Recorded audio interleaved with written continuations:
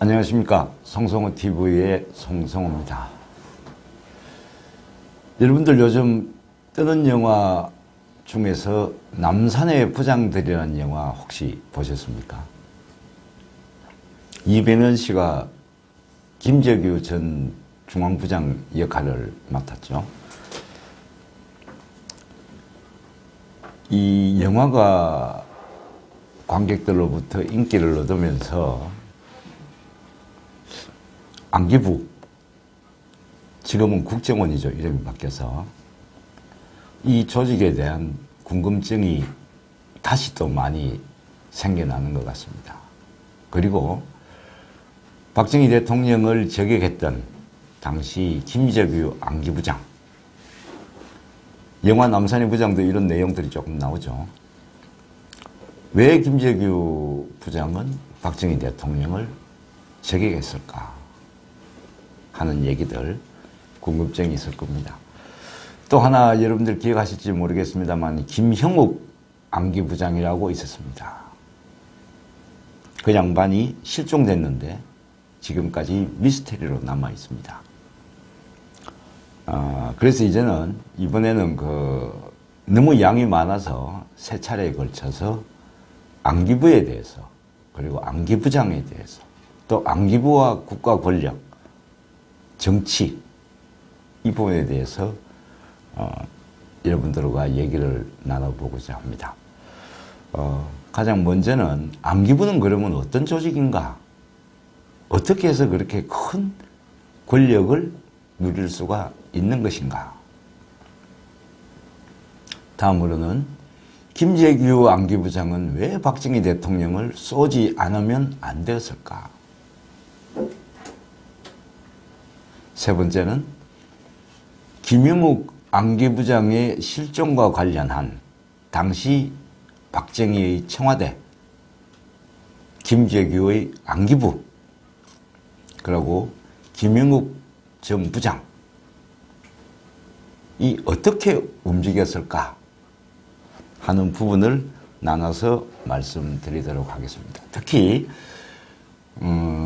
이 김재규 부장이 박정희 대통령을 저격한 부분, 그리고 김형욱 전 안기부장의 실종과 관련된 미스터리, 이 부분에 대해서는 제가 현직 기자 때 한 3년 이상 추적을 해서 월간조선을 통해서 여러분들께 공개해 드린 바가 있습니다.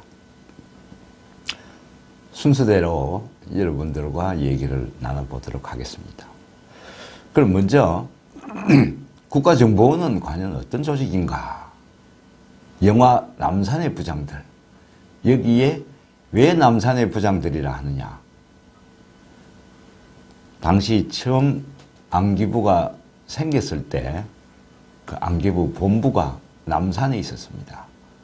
그래서 남산이라 하면은 안기부를 얘기하는 것이고, 남산의 부장이라 하면 안기부장을 얘기하는 것이죠. 여러분들 안기부장 하면 떠오르는 사람이 누가 있습니까? 그렇죠. 제일 먼저 김재규, 그리고 이후락, 차지철. 차지철 씨는 안기부장이 아니죠.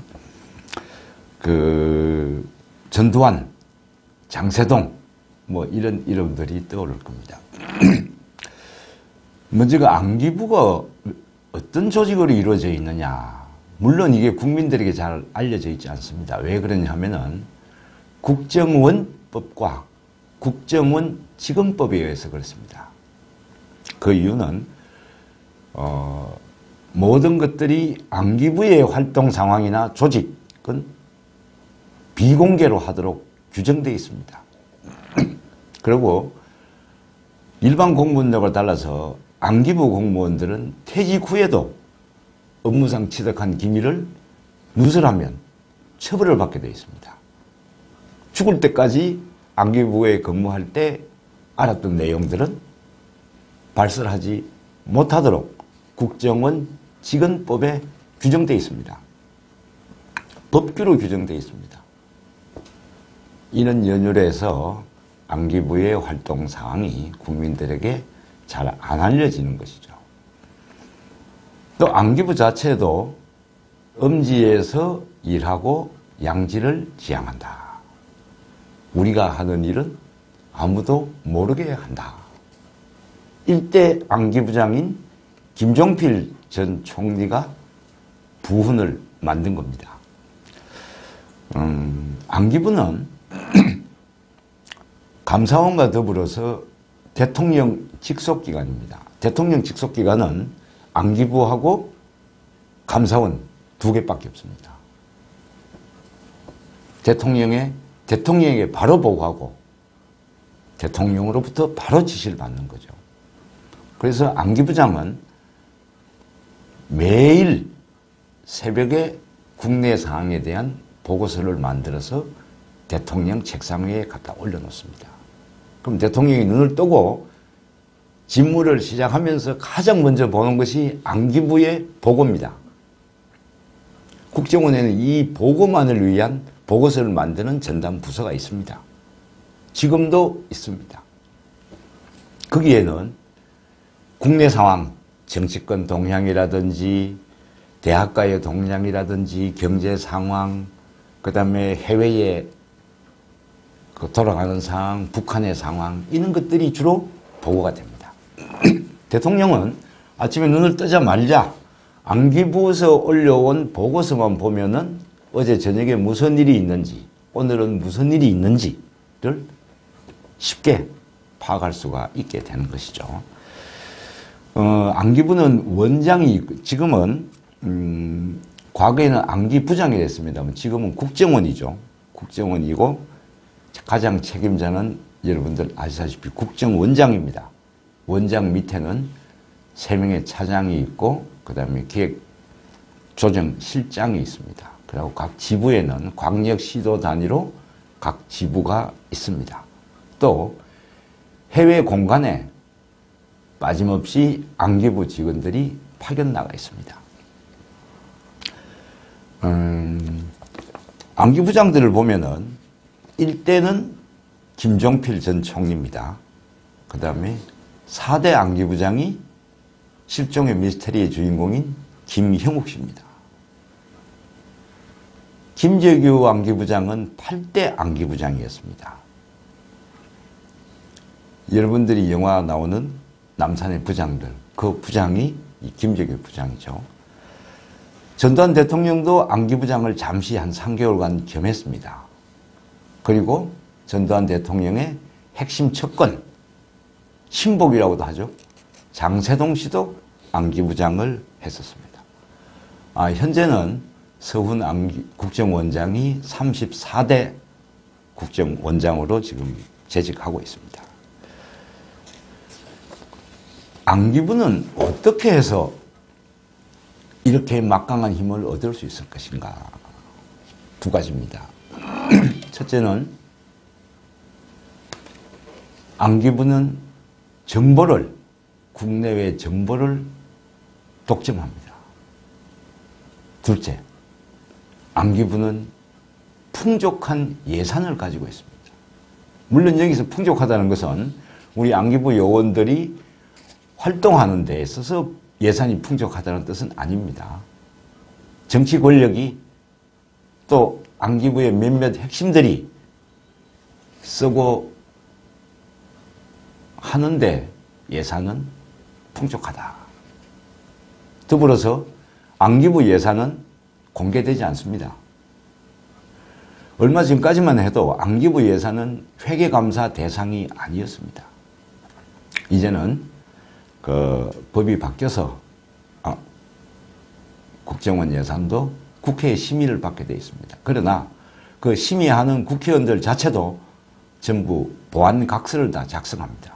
업무상 안기부 내용에 대해서는 발설하지 않겠다 하는 보안각서를 작성하고 예산을 심의합니다. 안기부와 정치, 안기부장과 대통령 뗄래야 뗄 수가 없죠. 대통령의 가장 신복이 안기부장입니다. 대통령이 국가를 통치하는 데 있어서 큰 기법은 두 가지입니다. 하나는 검찰과 경찰, 이 사법 권력을 가지고 국가를 운영하는 게 하나가 있고, 또 하나는 정보를 통해서 국가를 통치하는 기능입니다. 그래서 안기부 하면은 도청, 이 생각이 날 수밖에 없습니다. 여러분들 기억하십니까? 국정원에 미림팀이라는 팀이 존재했었습니다. 그 팀은 도청을 전문으로 하는 비밀팀이었습니다. 이 도청 대상은 누구냐면은 국회의원, 고위공직자들, 경제인, 판사, 검사, 언론, 이 사람들이 도청 감시의 대상이었습니다. 이 미령팀의 실체가 드러난 게 저도 이 부분에 대해서 취재를 했었습니다만은, 여러분들 2005년도에 삼성의 이학수 부회장과 홍석현 회장 간에 호텔에서 둘이서만 만난 얘기들이 공개됩니다. 엄청난 파장을 불러왔죠. 그 사건이 바로 미림팀 도청 사건이고, 그 미림팀이 국정원 안에 있었습니다. 그 당시에는 제7국이라 그랬습니다. 제7국 소속의 미림팀이 있었던 거죠. 도청은 이것뿐만 아니죠. 특히 상김시대에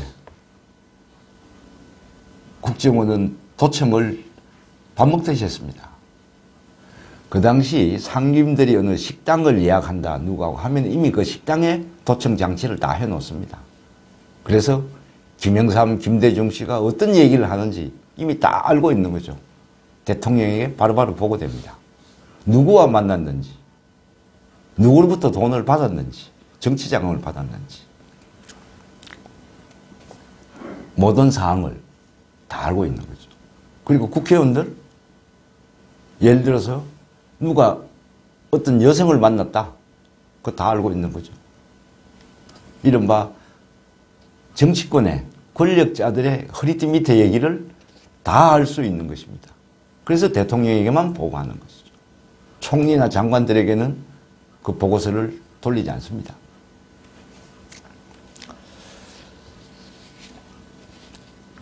여러분들 그 김영삼 대통령이 되기 직전에 어떤 상황이었냐.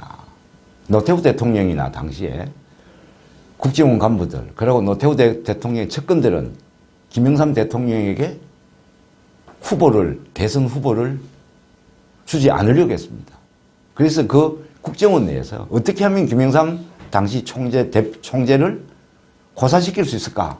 그 작전을 짰고 보고서를 만들었습니다. 그것이 안기부에서 한 일입니다. 그것이 그 유명한 노란 봉투 사건이란 겁니다. 제가 그 기자 때 제가 그 이후에 책을 제가 이제 펴낸 겁니다만은, 이 책 안에 보면은 그 내용이 나옵니다. 국정원 직원들은 왜 자료를 유출시키나. 여기에 보면은 이 제 취재 내용을 이제 책으로 엮은 겁니다. 국정원의 당시 보고서는 이런 거였습니다. 김영삼에 대한 정치 자금을 견제하도록 경제 5단체장들에게 정치자금 지원 창구를 청와대에 일어나자. 거기에 이름이 등장하는 사람이 심격호 롯데그룹 회장, 박용학 대농그룹 회장, 박성용 금호아시아나그룹 회장, 조중훈 한진그룹 회장. 이는 재벌 기업들이 김영삼 당시 대표에게 후원금을 주지 못하도록, 정치자금을 주지 못하도록 막자. 이런 내용입니다. 돈줄을 막으면 정치가 안 되는 거죠. 그래서 사실은 김영삼 당시 총재는 후보가 되기 어려운 상황이었습니다. 그런데 기사회생으로 살아납니다. 90년도 4월 17일 날 김영삼 대통령이 당시 노태우 대통령 청와대를 방문하게 됩니다. 그래서 본관 별실에서 노태우 대통령, 김종필, 박태준 이분들과 오찬을 합니다. 그 자리에서 김영삼 대통령이 여러분들 왜 서류 봉투, 큰 봉투, 1호 봉투라 그러죠? 그 노란 봉투에 서류를 하나 넣어가지고 그 서류를 딱 들고 갑니다. 그 서류를 책상 위에 딱 올려놓고 고래고래 고함을 지르고 욕설을 퍼붓습니다. 이런 겁니다. 이놈의 자식들아, 내가 대통령에 미친 줄 알고 있냐? 나 대통령 안 해. 이 군인 부스러기들아. 이러면서 봉투를 딱 꺼냈습니다. 그리고 그 안에 내용을 공개합니다. 그것이 뭐냐? 바로 김영삼 대선 저지를 위해서 국정원에서 만든 보고서의 요약본입니다. 그거를 딱 꺼내놓고 노태우 대통령하고 김종필, 박태준 씨에게 협박을 합니다. 이게 내가 다 공개하겠다. 나 대통령 안 하겠다. 노태우 대통령은 당시 김영삼 총재에게 사과를 합니다. 잘못했습니다. 그리고 절대 그런 일 없습니다. 몇 번 이 얘기를 반복했습니다. 그 이후로 김영삼 총재에게 대권을 줄 수밖에 없다는 길로 흘러갔습니다. 이 노란 봉투를, 이 정보를 제공한 국정원 직원은 김영삼 총재가 대통령이 되고 난 뒤에 국정원의 핵심 중에 핵심 요직에 앉게 됩니다. 실명은 공개하지 않겠습니다. 왜냐? 그분이 아직도 살아계십니다. 저하고도 가끔 한 번씩 만나서 식사도 하는 사이입니다. 이렇듯 국정원은 정보를 가지고 있습니다. 그리고 예산을 가지고 있습니다. 국정원장은 현금으로 쓸 수 있는 돈이 한 달에 지금 기준으로 하면 2억 남짓 될 겁니다. 정확한 액수는 알지 못하지만 여러분들 박근혜 이명박 대통령에게 국정원장들이 국정원에 자금을 건넸다고 해서 지금 재판을 받고 있지 않습니까? 국정원은 그만큼 돈에 대해서 꼬리표가 없기 때문에 권력자, 대통령들이 국정원에 대해서 국정원 자금을 많이 사용은 하고 했습니다. 그리고 과거에는 국정원 자체 내에 대통령 통치 자금이라는 게 있었습니다. 대통령을 위한 자금이 국정원 예산에 들어있습니다. 국정원 예산은 어떻게 분산되어 있냐면 무슨 출판사, 계좌 이름이 3일 출판사, 삼정 출판사, 도일 출판사, 이는 출판사 명의의 통장 계좌입니다. 그것이 국정원 예산이 거기 들어있는 겁니다. 여러 군데 분산되어 있죠. 그래서 국정원은 정보가 있고 돈이 있습니다. 또 하나 에피소드를, 자꾸 시간이 길어집니다만 에피소드 하나만 말씀드리면, 김영삼 대통령 초기 때까지만 해도 국정원 국내 담당 정치팀장이 공천 작업을 직접 했습니다. 그래서 정치팀장 별명이 여의도에서는 뭐냐면 저승사자입니다. 왜 저승사자냐? 의원님 오늘 식사 잠시 한번 하시죠? 만납니다. 아이고 의원님 그동안 국가를 위해서 고생 많이 하셨습니다. 고생하셨으니까 이제 좀 쉬시죠. 그것이 뭐냐? 당신은 이제 공천 대상자에서 제외되었다. 공천을 하지 않는다는 것을 통보하는 겁니다. 그 자리에서. 그래서 공천 때가 되면은 국회의원들이, 국정원 정치팀들이 밥 먹자고 전화 올까 봐 가슴을 졸입니다. 전화 왔다 이러면 아이고 영감님 고생하셨습니다. 이제 좀 쉬시지요. 공천이 안 되는 거죠. 이렇듯 국정원은 돈이 있고 정보가 있고, 그래서 정보 권력을 가지고 있고, 대통령의 직속기관으로서 대통령과 1대1로 비밀을 주고받는 사이이기 때문에 대통령의 최측근일 수밖에 없고, 그러다 보니까 국정원이라는 조직은 막강한 권력을 가지고 있을 수밖에 없는 것이죠. 물론 지금도 많은 음지에서 일하는 국정원 직원들이 있습니다. 열악한 환경에 있습니다. 몇몇 국정원 핵심들이 이런 일들을 정치 권력과 결탁해서 해온 거죠.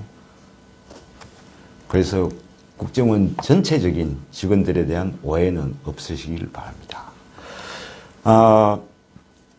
일부는 이 정도로 말씀드리고, 두 번째로는 김재규는 왜 박정희를 쏘았나. 세 번째, 김영욱 미스테리. 제가 3년간 추적했습니다, 이 기사. 그래서 제 기사가 다 이제 진실 화해를 위한 과거사 정리위원회라는 게 있었죠. 거기서 김영욱의 죽음을 정리하면서 제가 쓴 기사. 제가 2005년도 3월로 월간조선에 보도한 내용입니다만, 이 기사가 기본이 돼서 김영욱의 실종 미스테리 사건이 과거사 진상위원회에서 정리가 됐습니다. 세 번째로는 이 말씀, 다 못다한 얘기 여러분들께 말씀드리겠습니다. 앞으로도 많은 시청 바랍니다. 송성호TV의 송성호였습니다. 감사합니다.